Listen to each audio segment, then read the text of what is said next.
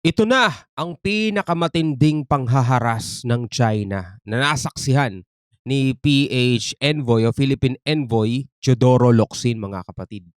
So ito ang videong panonoorin natin mula kay Sir Pao PH. Huwag niyong kalimutan mag-subscribe sa kanyang YouTube channel.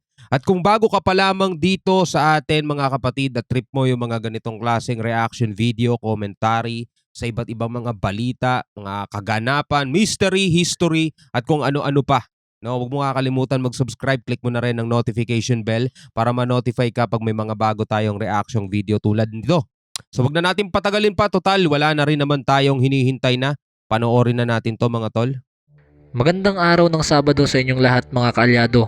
Pag-usapan natin yung nangyaring latest resupply mission kung saan tila mas lalong naging mapangahas ang mga pagmamaniobra ng Chinese vessel na pilit ginagambala ang dapat sana'y mapayapang paglalayag ng Philippine Coast Guard patungong Ayungin Shoal.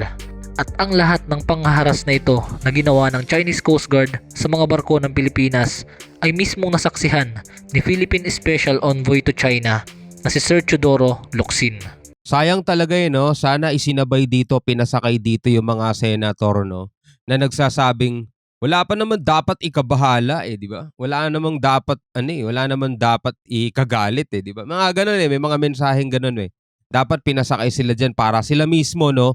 Kasi si Teodoro Locsin, alam niya na yung tungkol dito di ba? Pero yung ibang mga senator na nagbubulag-bulagan pa at inaalala pa kung ano yung magiging kalagayan ng China imbis ng kalagayan ng PCG, mga tol, dapat sila yung pinapasakay dito para talagang nakikita nila, no, first hand, no, sa mata mismo nila, nakikita nila at na-experience nila kung ano yung ikinagagalit ng mamamayang Pilipino na hindi nila ata naiintindihan.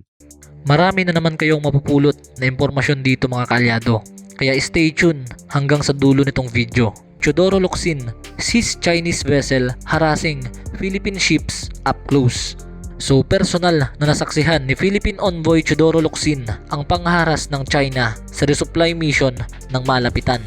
So nandoon pala siya mismo, no? Nakasakay siya doon sa barko ng Philippine Coast Guard. So talagang makikita niya ng harap-harapan, no? Biruin mo, Chinese fishing vessel. Ang trabaho nito dapat mangisda lang. 'Di ba? Pag pumapasok yung mga yan sa teritoryo ng iba, ang normal na nangyayari, pinapaalis sila ng mga Coast Guard na kung ano mang bansa 'yon. Pero dito sa Pilipinas, baliktad ang nangyayari, no? Yung mga China militia vessels o China fishing vessels na pumapasok sa teritoryong di naman kanila, sila pa yung nagpapaalis sa mga Coast Guard na bantay, no? Ay hinahabol pa nila, no? So ayan, nakita ni Teodoro Locsin. Hindi siya dapat ang nakakita niyan Dapat ang nakakakita niya ng yung ibang mga mambabatas natin para sila yung mismong gumawa ng batas kung ano yung solusyon na pwede nilang gawin, di ba? Sakay ng BRP Cabra si Locsin nang sabay-sabay nilang namataan ang gray ship ng China na tila sinusundan ang BRP Sindangan na isa sa mga barko ng Pilipinas na naka-escort sa Yunaisa May 1 at Yunaisa May 2 na may dala ng mga supplies para sa maliit na garrison natin sa Ayungin Shoal o Second Tuma Shoal. Nagulat ang lahat nang makita ang presensya ng gray ship o warship ng China mula sa plan. Hindi po plano, mga kaalyado plan, meaning People's Liberation Army Navy. Sobrang lapit nito sa BRP vessels na halos 800 meters lamang ang layo. Yung sinasabi ni Senator Bad Boy na naka one step forward ba tayo, ang ginawa naman ng bansang to 10 step forward agad ang ginawa no? Nagpadala agad ng gray ship nila o warship nila parang ready na agad makipagdigma At mula naman sa bridge deck ng BRP Cabra ng Philippine Coast Guard, makikita ang isang high profile na guest ng barko na nakasuot ng dilaw na jacket at tahimik na nagsusubaybay sa mga panghaharas na posibleng gawin ng Chinese Coast Guard. At itong ang high profile guest na ito ay si dating Foreign Secretary Teodoro Locsin Jr. na ngayon na italaga bilang Special Envoy to China. Ayon kay Teddy Boy Locsin, nag-oobserba ako para kung sakaling magsalita ako or tanungin ako, ay mula sa experience ang isasagot ko. Mga kaalyado, ito ang kauna-unahang pagkakataon sa kasaysayan na may isang senior Philippine diplomat na sumama sa resupply mission ng Philippine Coast Guard. Hindi nga po nagkanda-ugaga sa pagkuha ng video at larawan si Sir Teddy Boy Locsin nang magsimulang gumawa ng dangerous maneuvers ang Chinese Coast Guard. Sa mga hindi nakakaalam sa inyo mga kaalyado, August 10 nang i-appoint ni President Marcos si Teodoro Locsin bilang Special Envoy ng Pilipinas para sa special concern sa China. Matapos banatan ng China Coast Guard ang Philippine Coast Guard ng water cannon noong August 5 sa resupply mission. Mga kaalyado, itong latest resupply mission ang kauna-unahang pagkakataon na sobrang lumapit ang Navy warship ng China sa Philippine Coast Guard vessel ng halos 800 meter o kulang-kulang 1 kilometro mga kaalyado. Hindi man totally nang haras ang People's Liberation Army Navy, pero the fact na nag-deploy ang China ng gray ship sa teritoryo natin ay ito ang tunay na masasabi mong provocative actions at escalation. Pangahamon po ito mga kababayan. Dito sa parting to, ano kaya, no? May narinig na ba tayong reaksyon o may narinig na ba tayong komento, 'di ba?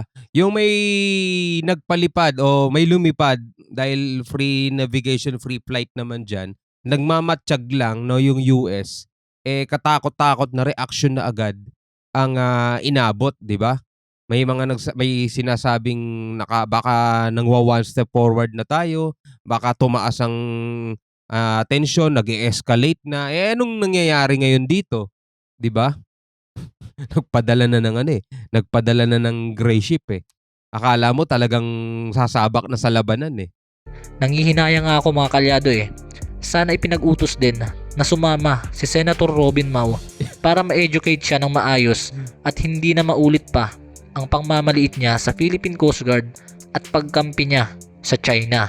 Binigyan na ni Sir Pao PH ng pangalan si Robin Mau. Ang kulit Robin Mau. Yan ang pala bagong pangalan niya, no? Robin Mau.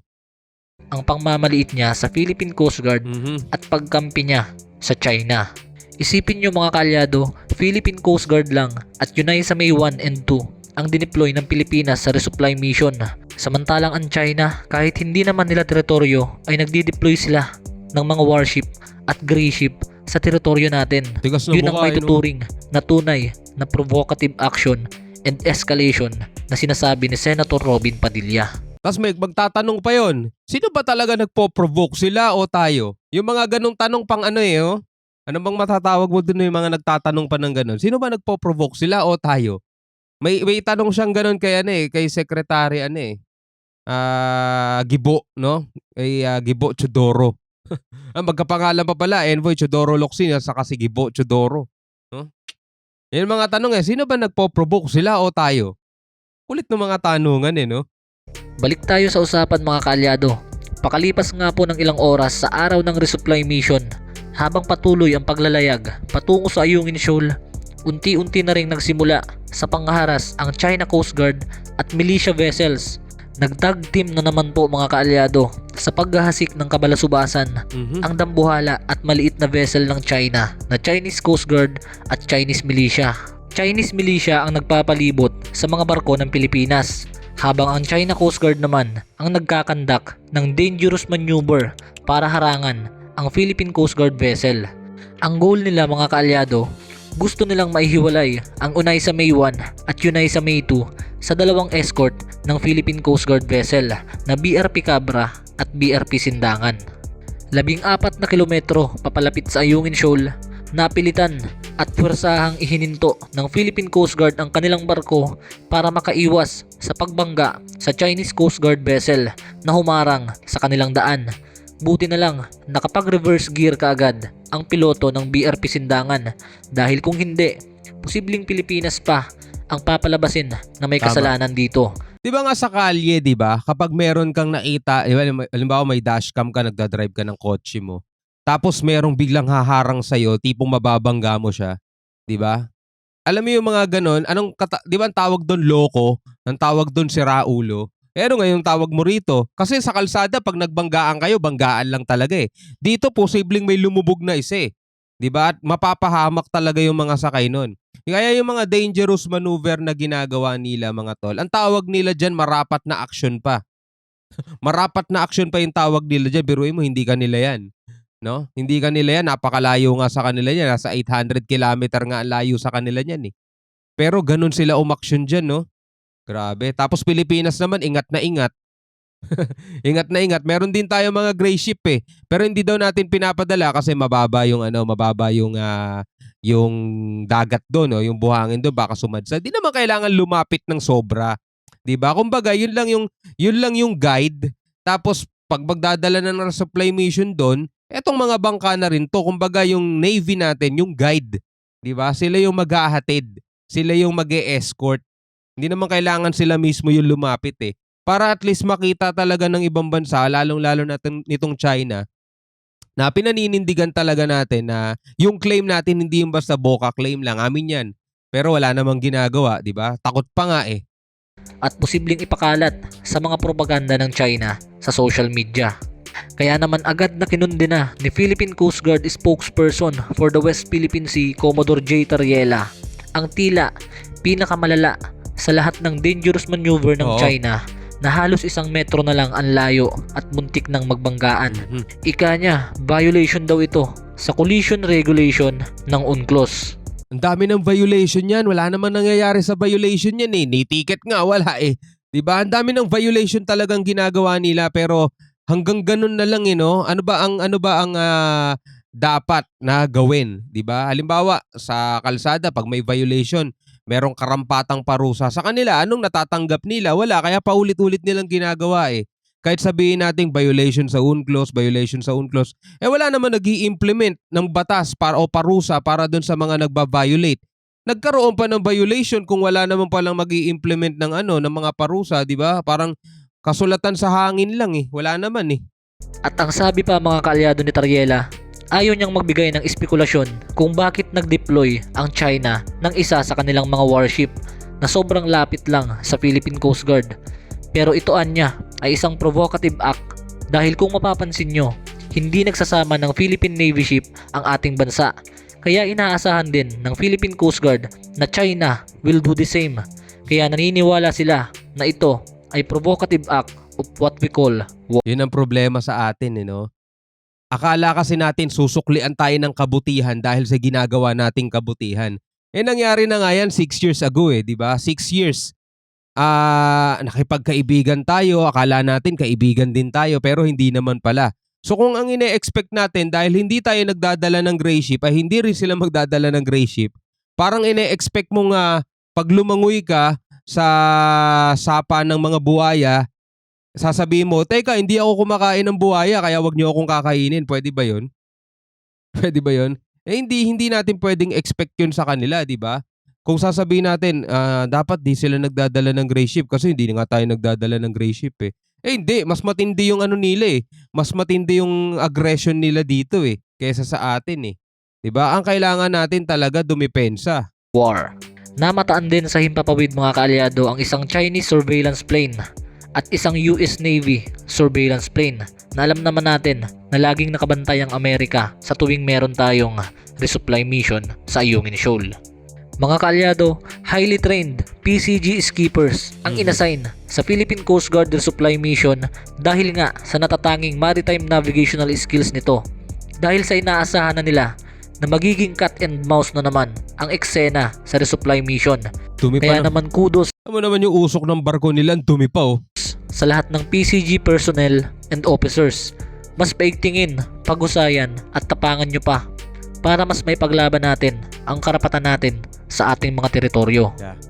Dagdag ko lang din mga kaalyado na kasama sa plano ng PCG na itago ang pagkakakilanlan ni Sir Teodoro Locsin para hindi ma-find out ng China na kasama ang Philippine envoy sa mission. Kaso eto na nakasama na sa vlog eh, baka mapanood nila to. Andun pala si Teodoro Locsin, no? PH envoy. Dahil kung sakali nga na makatunog ang CCG na nandun ang presensya ni Teodoro Locsin, baka maglaylo ang Chinese Coast Guard at hindi ma-witness ni Locsin ang panghaharas ng China.